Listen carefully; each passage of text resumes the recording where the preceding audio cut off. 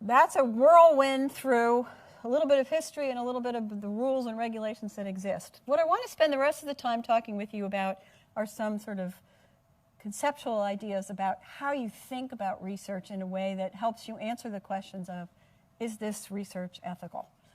And I want to preface it by saying that, in our department some 15 or so years ago now, we realized that a lot of the guidance that's found in the codes and the regulations were developed in response to specific problems. So they were developed historically at a time that they were responding to some event that happened in history. And so they understandably kind of focused on what the sort of details of that event that initiated their implementation.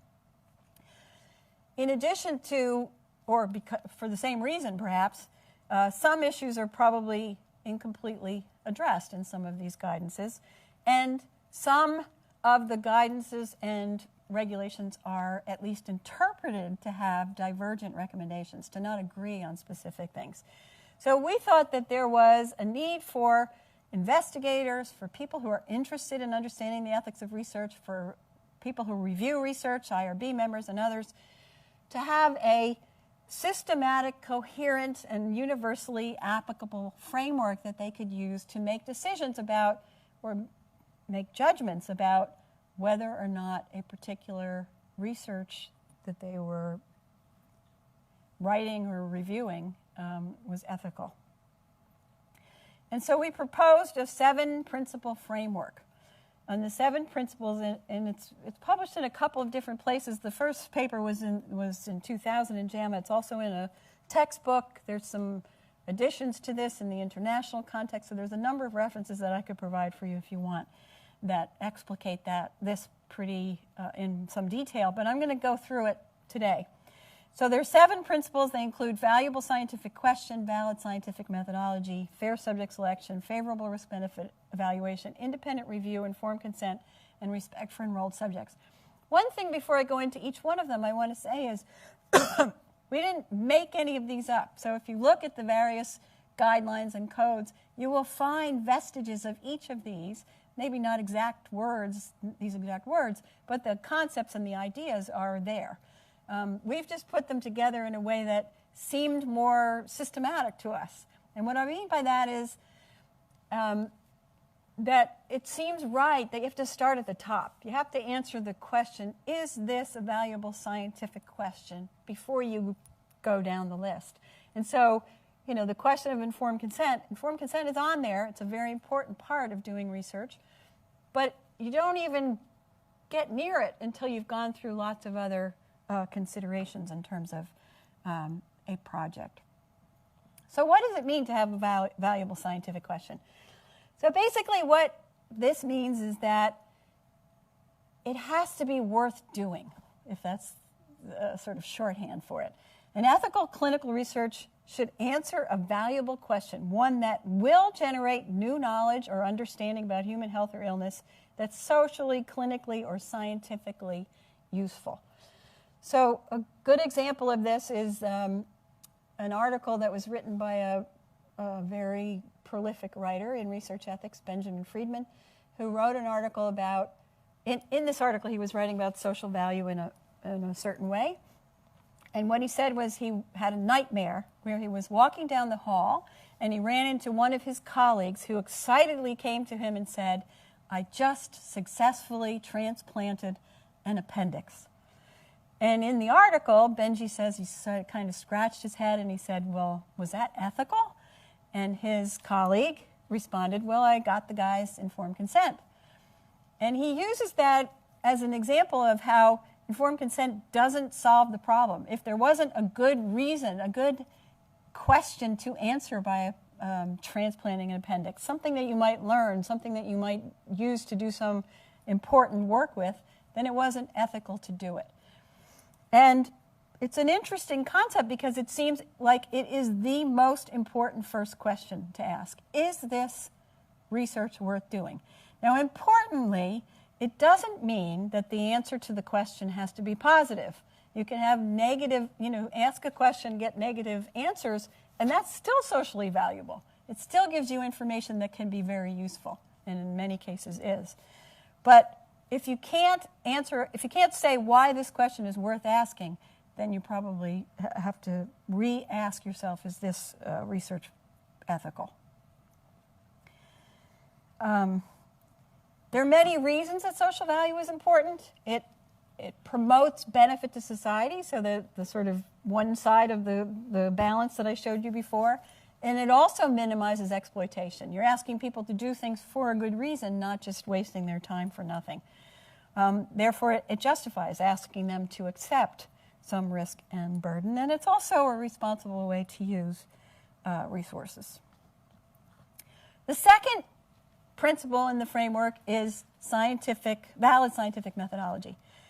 And this basically says ethical research should be designed in a methodologically rigorous manner. The design, the methods, the statistical power, etc., that will yield valid, reliable, generalizable, and interpretable data. So the shorthand here is you have a question that's worth asking.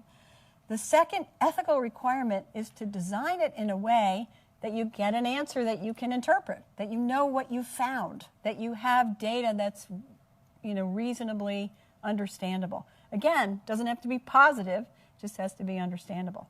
And it has to be designed in a way that's feasible as well. Now, this requires lots of details in terms of choices of endpoints, choices of designs, choices of procedures, statistical methods, etc. And you look at this list, and some of you might say, well, those are all scientific considerations. And in fact, they are scientific considerations, but every scientific choice that you make has ethical implications. And so designing your study, picking the right outcomes, picking the right design to give you the best, most rigorous answer to your question, choosing the procedures that will be used to measure outcomes or data points or whatever, and not only planning your statistical methods but managing your data well are all ethical requirements in terms of good clinical research. There's lots of controversies about this. Not so much about the idea that things need to be designed in a way that give you a rigorous answer, but how do you balance the best design, the most rigorous design, with some of the other things that you need to care about, like the fact that you don't want to exploit people or expose them to excessive risk. So some of you may have followed the debates that occurred over clinical trials related to Ebola in the last year. And there were a lot of discussions about, what's the right kind of design that both gives us an answer to the questions that are so urgently needed to be answered and respects the rights and the welfare of the participants that are in these trials. There's also a lot of really important ethical weight that goes into feasibility. So if you're, for example, imagine designing a trial where you're not going to be able to get the participants that you need to answer it. That's sort of ethically a non-starter, because you can't ask some people to accept risk and burden to answer a question that you're not going to be able to answer because it's not feasible to get all the people that you need, or to get the equipment that you need, or to have the right freezer capabilities or whatever. There could be lots of details in terms of feasibility. The third is fair subject selection. So you have a question that's worth answering, a design and methodology that's rigorous, and it's going to give you an answer that you can make sense out of. Now you have to ask the question, who do I include? Who do I go after to be part of this study? And I think critically, especially looking historically, the first guide should be scientific objectives. That the scientific objectives of the study guide the inclusion criteria, the recruitment strategies, and the selection of subjects, and not the fact that people are easily available or vulnerable or marginal, or that they are privileged either. That there needs to be a fairness in terms of scientific objectives. Scientific objectives is where you start, and then when you're thinking about fair subject selection, there's also a consideration of fairly distributing the harms and benefits. So let me give you an example. Let's imagine you think you're doing a study to test a treatment for breast cancer. Scientifically, you're going to need people in that study who have breast cancer, and maybe a very specific type of breast cancer. When you're thinking about fairly distributing the harms and the benefits, you may think about, well, which subgroups within the population of people have breast cancer are more susceptible to the kinds of risks that this intervention might have. Maybe kidney disease or liver disease or some kinds of things that might need to be used as exclusion criteria in order to reduce the risks and protect some of the subgroups. One of my colleagues talks about the best way to think about fair subject selection is to flip it on its head. In other words, not start with who scientifically should you include in this study, but start with the idea that everybody should be included unless there's a reason to exclude them, a justification for excluding them. And so then the question becomes, what are acceptable justifications for excluding people? Well, one might be that they can't help answer the question. They don't meet the scientific objectives. Another might be that they are at higher risk than everybody else who could meet these scientific objectives. And a third, and a very important one, is that they may be more vulnerable than other populations, and therefore we should think about whether we need to include them at the front end. I understand there will be another lecture, a whole lecture on vulnerability, so I won't say more about that, but if you have questions, we can talk about that. I think it's important to go back to something I've already alluded to, and that is in thinking about distributing or fair distribution of the risks and benefits, it's important to keep in mind this sort of pendulum swing that's been occurring between thinking of research as always a burden and subjects as always in need of protection, and the sort of opposite swing of the pendulum where research can be or is, in many cases, a benefit, and subjects need and want access to participation. And so thinking about the risks and benefits, you need to keep in mind those different poles and where any particular project might fall in that spectrum. So you've got a question worth asking, a design that's rigorous, selected the appropriate population given scientific objectives and risk and benefit and vulnerability. And now the question is, what's the risk-benefit look like for the participants in the study? So this is a sort of different kind of risk-benefit analysis than the first one, which is a study worth doing? In a study that's worth doing, there are still ways that one can make sure that the risks to the individuals in the study are minimized and necessary. So you may see a proposal, for example, that asks to do, 10 MRIs over the course of 6 months. And so an interesting question to ask is, are 10 necessary? Or could the question be answered by doing 6 or 5 or, spreading them out over a further amount of time? Are there other ways to minimize the burden of those procedures to the participants? Are the risks to the individuals in the study justified by either benefit to them or potential benefit to them, or the importance of the knowledge, the social value? And are benefits enhanced? Are there ways to enhance benefits in the process of doing research? And these are, you might say, well, these are pretty normal, understandable questions, no big deal. But the process of doing that is not so straightforward. I mean, just thinking about risks, for example, there's a very interesting challenge in terms of defining what is a risk in research. What counts as a research risk?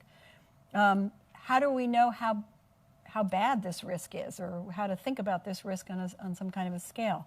And there are certainly lots of reasons to think about both probability and magnitude of risk and different types of risk. So one of the things that the regulations talk about is physical, psychological, social, financial risks. It's interesting to think about how often in research we consider financial risks as an example. Some people talk about, or I've had questions raised that fall in the following sort of category. If somebody has to travel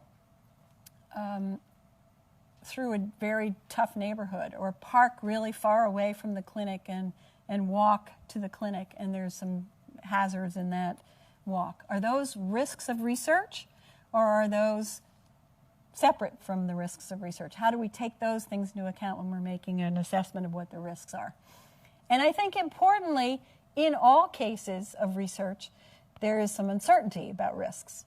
And if there wasn't some uncertainty about risk, we probably wouldn't be doing the research, because part of doing research is helping to identify either what the risks are, the magnitude of the risks, the comparative risks, or some other nuance about the risks. So defining risks and measuring risks is a very important part of figuring this out, but is not easy in many cases. Minimizing risks is also something that we need to pay attention to, and some things are very straightforward. I mentioned already, reducing the number of procedures if you can and still get an answer. Other things that people talk about are, doing procedures that are clinically required, and in other words, instead of asking for additional blood for research purposes, have it drawn at the time when clinical bloods are being drawn. Making sure that the people who are doing procedures have the right kind of training. That's a way to minimize risk. So there are lots of really important, sometimes very obvious ways to minimize risk. And limiting risk really gets down to how we protect certain groups of people. So one of the ways, for example, that the regulations regarding research with children work is that it limits the amount of risk that children can be exposed to in research. Minimal risk procedures in research for children are generally fine. More risk can be accepted when there's a prospect of benefit for the children in the study.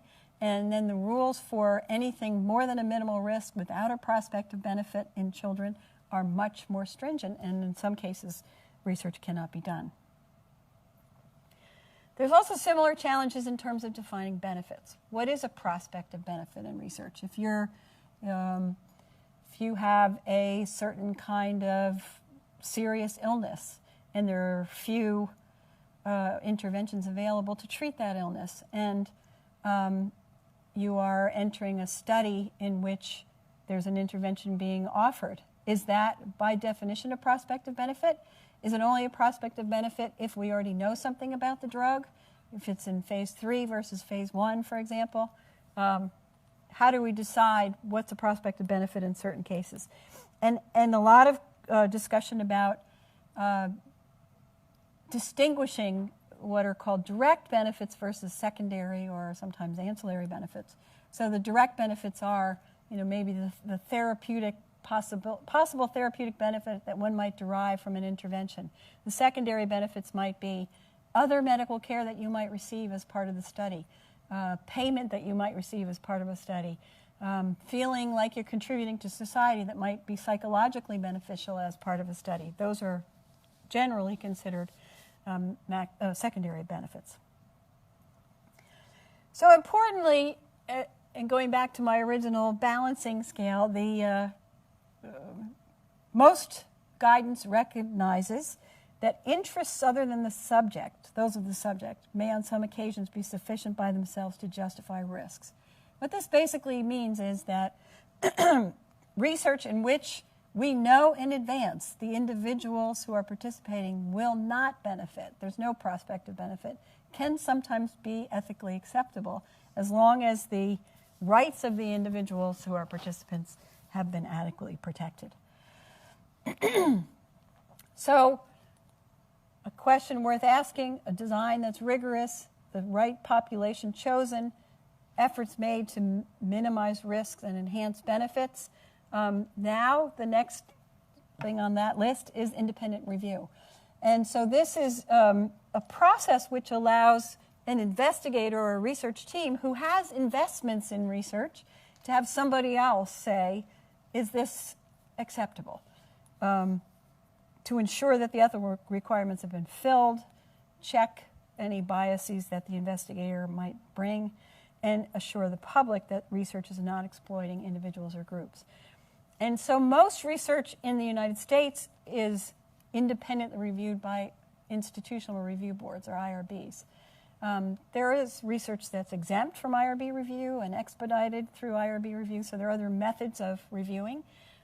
Most countries around the world have an equivalent kind of ethics research review committee that looks at research before it starts, research with humans. And the criteria that are found in both the Common Rule and in the FDA regulations that the IRB is supposed to use in order to determine whether a particular study is approvable include these. And you'll see flavors of things that I've already talked about. That risks are minimized. There's more to that statement than I put on the slide. That risks are justified by any anticipated benefits to the subjects or the importance of the knowledge. That subjects will be selected and treated fairly, and that informed consent is adequate.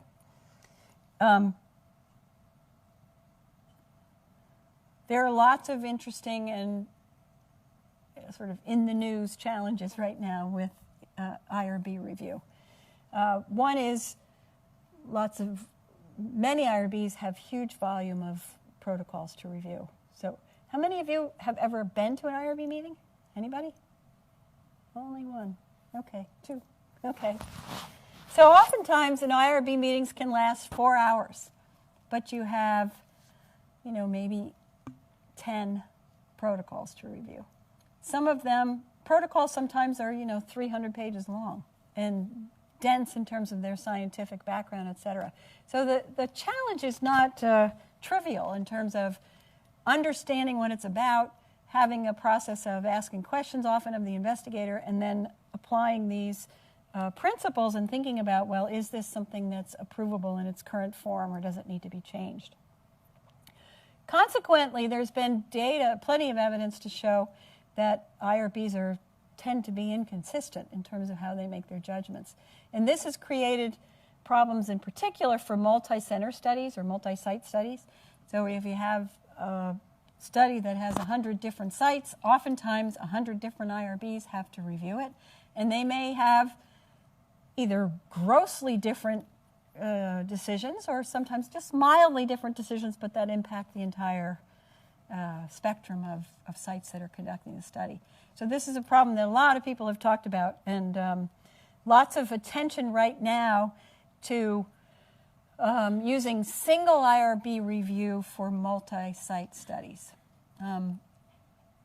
This year, in September of 2015, the Department of Health and Human Services published what's called a Notice of Proposed Rulemaking. That's what NPRM stands for.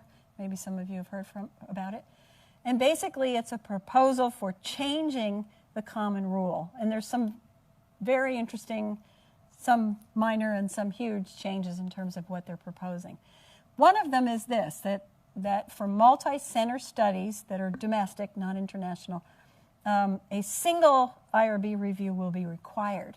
They won't be able to have different institutions doing IRBs, reviewing different institutions' IRBs reviewing the study, but only one will be able to do it. And there's a lot of consternation about how this is going to look and whether it will work and whether it will be adequately protective and how you'll make arrangements between institutions and lots of details. So the sixth of the 7 on our list is informed consent.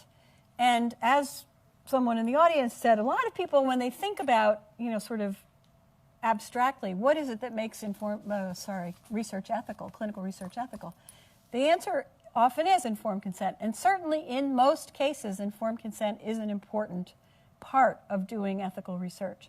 But what's interesting about it is, if you think about it, until you have a proposal that's worth doing and well designed and you've minimized risks and had somebody else review it, there is no reason to ask anybody for their informed consent. You don't even get there until you've gone through those other steps. But informed consent, once you're there, has a goal of making sure that the people that you're offering participation to have an opportunity to decide whether they want to participate or continue to participate, and whether or not participating is compatible with their goals and their interests and their values. So it's a really important concept. Most of the documents, the codes, guidelines, regulations, have something related to informed consent in them, and some of them are very strong. So Nuremberg Code is famously quoted as saying the voluntary consent of human subjects is absolutely essential. SIOMS says, for all biomedical research involving human subjects, the investigator must obtain the informed consent of the prospective subject or an authorized representative. And the regulations have pretty much language that's very similar to this as well. There are some exceptions. There are some ways to waive informed consent. Emergencies are one example. So the study I showed you at the beginning, where you're encountering and doing an intervention on people in the emergency room who have traumatic brain injury. There's a process that's regulatorily described that one needs to go through in order to do that, but those kinds of research can sometimes be done without getting the consent of the individuals who are in a position, for the most part, to not be able to give informed consent.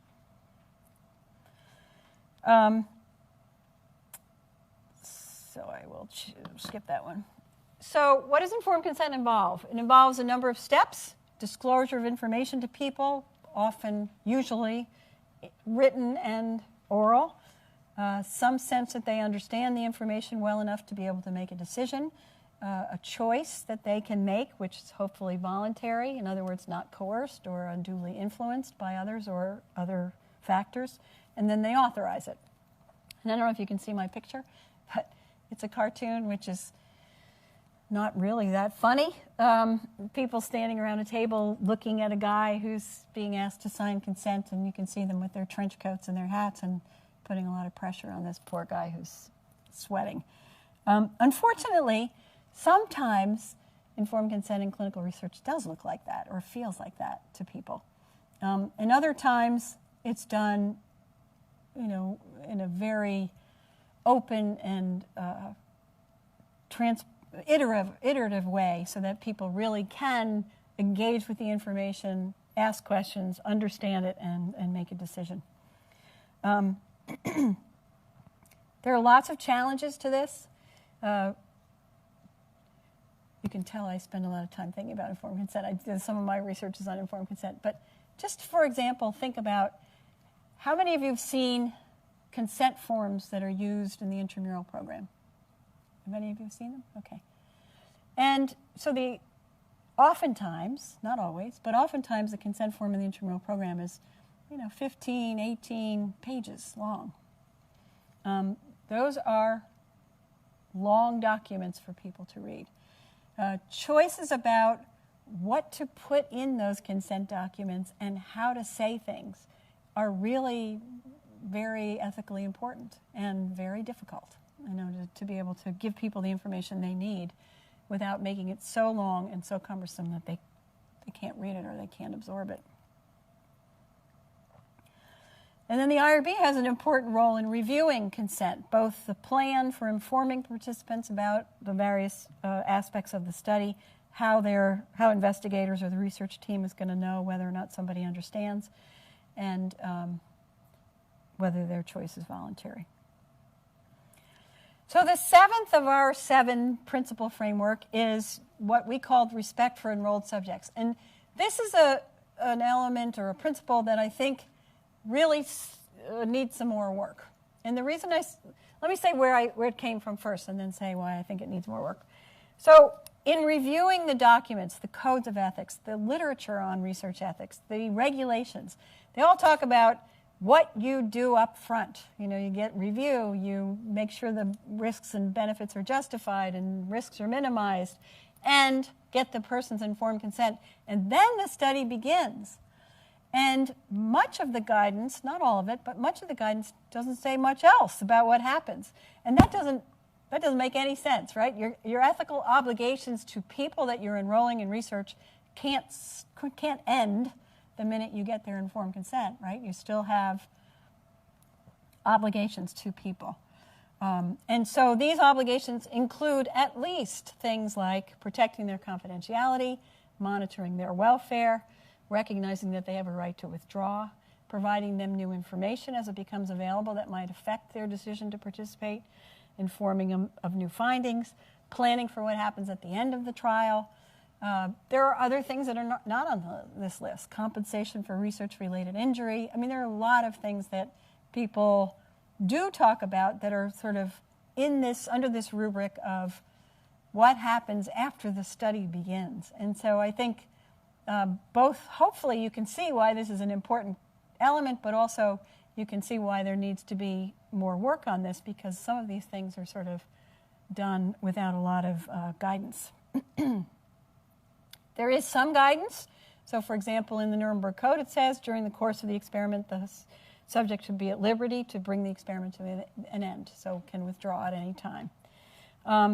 And Helsinki talks about privacy and confidentiality and minimizing the impact of the study on a person's physical and mental integrity. So those are the 7.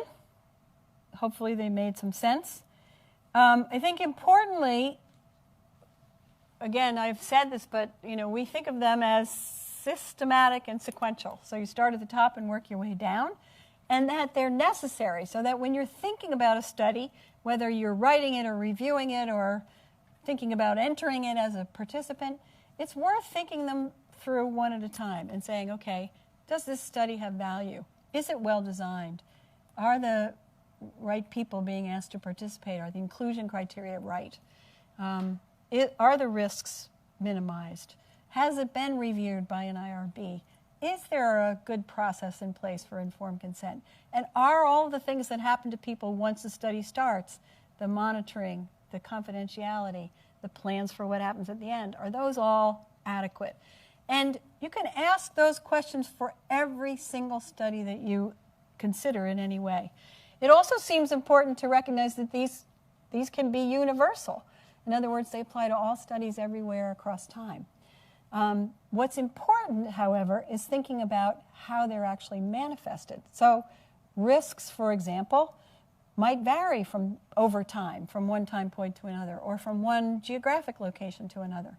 The method by which you disclose information in the process of informed consent might vary by population, appropriately so.